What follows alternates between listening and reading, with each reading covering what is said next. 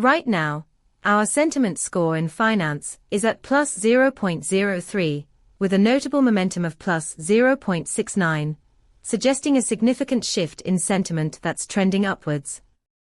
This isn't just another day, it's a clear spike when compared to our historical baseline. You'll find this momentum particularly interesting, as it reflects increasing optimism about financial assets that might not have been apparent until now. Our API returns a comprehensive snapshot of market sentiment, breaking down insights into 19 semantic clusters, allowing you to analyze nuanced shifts in public perception. Imagine leveraging this data to fine-tune your trading algorithms. Adjusting your strategies based on real-time sentiment scores could enhance your decision-making process significantly.